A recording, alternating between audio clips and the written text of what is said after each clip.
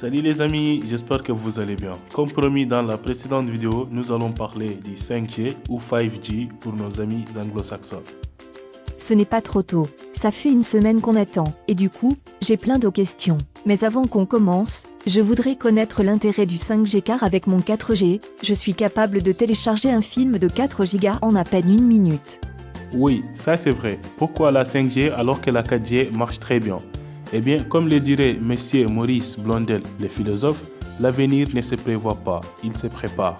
C'est encore plus vrai dans les technologies. Aujourd'hui, la 4G marche du tonnerre, mais ça va être de plus en plus lent jusqu'à ne plus être utilisable, et ceci à cause de l'augmentation exponentielle des appareils connectés. Pour te faire comprendre, disons que ça, c'est la connexion. Celle, tout va bien, tu profites de la totalité du débit. Si une autre personne se connecte, le gâteau sera divisé en deux. Tu n'auras que la moitié du débit. Et si un troisième se connecte, elle sera divisée en trois. Et ainsi de suite jusqu'à ce qu'il n'y ait plus suffisamment de débit pour chacun. C'est pourquoi la 3G est plus rapide tard dans la nuit car il y a moins d'utilisateurs. Waouh! Je ne le savais pas ça. Maintenant que même les objets commencent à être connectés, la 4G sera très vite dépassée. On en parle depuis le début. Mais la 5G c'est quoi? Je ne sais pas. Quoi? Comment ça, tu ne sais pas? Lorsqu'on ne sait pas une chose, on ne fait pas une vidéo là-dessus. Ils sont vraiment bizarres ces humains. Oui, je ne sais pas. D'ailleurs, personne ne le sait encore, car la 5G est toujours en cours de développement et n'a donc pas de définition officielle. Cependant, on sait déjà qu'elle sera basée sur 5 nouvelles technologies, à savoir les ondes millimétriques, les mini-antennes relais, les systèmes multi-utilisateurs MIMO, les beamforming et les full duplex. C'est du chinois pour moi. Patience, j'explique. D'abord, les ondes millimétriques.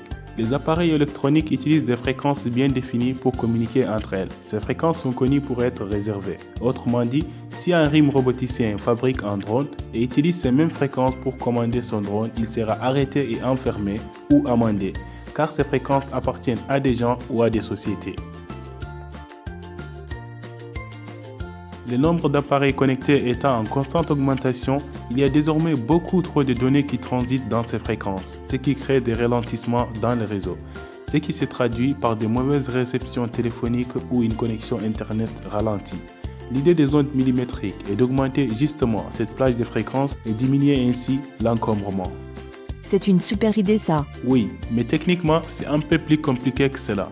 D'après cette équation, plus la fréquence est élevée, plus les ondes sont rapides et courtes. En calculant la longueur d'onde de cette nouvelle plage qu'on a ajoutée, on les trouve en millimètres, d'où leur nom ondes millimétriques. Les soucis avec ces ondes millimétriques, c'est qu'ils ne peuvent pas traverser les murs. Et pour communiquer avec une personne, il faut que l'onde atteigne l'antenne relais afin que ces derniers puissent établir la communication. Dans ce cas, c'est impossible. Avec notre environnement qui contient de plus en plus d'obstacles que sont les immeubles, je m'étais excitée pour rien. Ne te décourage pas si tôt. C'est là que la prochaine technologie intervient, les small cells ou mini-antennes relais. L'idée c'est de mettre des mini-antennes relais un peu partout afin de récolter ces ondes et de les transmettre à l'antenne relais principale. Cool. Notre problème est réglé alors. Effectivement, passons maintenant à la troisième technologie, les multi-utilisateurs MIMO. Actuellement avec la 4G, une antenne relais ne peut gérer qu'une vingtaine de communications simultanément. Bizarre, dans un quartier, on peut pourtant avoir des centaines de connexions en même temps. Et pourtant ils marchent tous parfaitement même si des fois la connexion coupe quand même. Comment ça se fait? Tu as tout à fait raison. Afin de résoudre ces problèmes, on fait ce qu'on appelle de la commutation. On accorde un petit temps à chaque appareil pour communiquer. Ceci étant fait très rapidement, nous êtres humains avons l'impression d'être toujours connectés sans interruption et c'est parfait ainsi. Malheureusement, plus il y a d'appareils connectés, plus lent sera le temps de communication et plus lent sera votre connexion. Mais avec les systèmes MIMO, Multi-Input, Multi-Output, on va augmenter le nombre de ports justement. Une antenne relais sera capable de gérer des centaines d'utilisateurs en même temps, ce qui booste votre connexion. Oui, c'est sûr. Mais moi, je vois un problème, toutes ces ondes qui circulent, ne risquent-elles pas de créer des interférences entre elles? Très bonne remarque. Apparemment, tu as pris un très bon déjeuner aujourd'hui. Effectivement, c'est le souci avec cette technologie. C'est pourquoi la quatrième technologie, le beamforming, a été créée pour résoudre ce problème. Au lieu d'envoyer des ondes dans toutes les directions, le beamforming enverra chaque onde dans une direction bien définie. Donc, bye bye les interférences. Waouh! Encore une fois, ils ont pensé à tout, ces experts. Dans ce cas, à quoi va servir cette 5e technologie, le full duplex? Actuellement, lorsque vous parlez au téléphone avec votre ami, votre voix est transformée en onde radio, qui voyage à une fréquence bien déterminée jusqu'à son destinataire. Et si la personne à l'autre bout du téléphone essaie de parler en même temps que vous et sur la même fréquence, il y aura collision et les données seront perdues.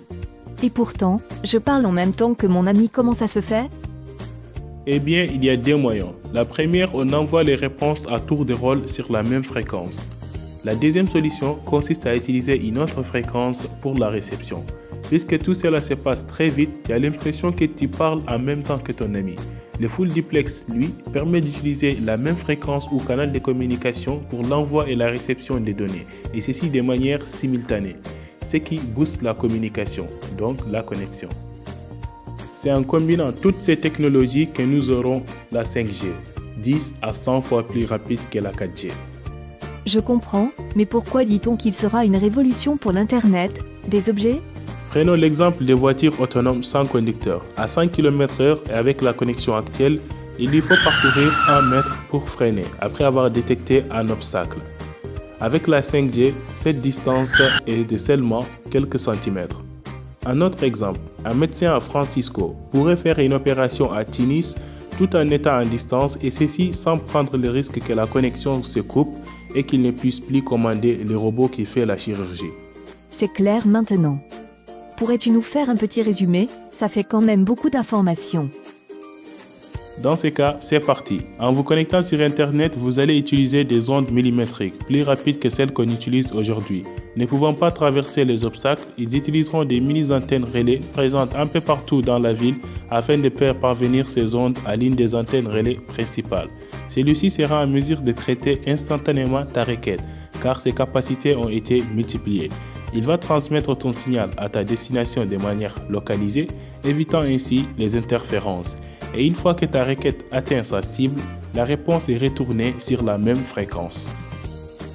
À quand la sortie du 5G alors? On prévoit sa sortie vers 2020. Une dernière chose. La vidéo commence à être un peu longue quand même. Ne t'en fais pas, ça ne sera pas long. En naviguant sur Internet, j'ai lu plusieurs fois que le Big Data est utilisé pour tous nous espionner. Est-ce vrai? Si tu le veux bien, on verra ça dans la prochaine vidéo. Pas de souci. Merci à vous qui nous avez suivis jusque-là. J'espère que vous avez aimé. Si vous avez un sujet sur lequel vous voulez qu'on discute, laissez-le-moi savoir en commentaire. Et si vous êtes nouveau ou pas encore abonné, abonnez-vous pour ne plus manquer des vidéos. Sur ce, je vous dis Jane et à la prochaine. D'ici là, portez-vous bien. Ciao.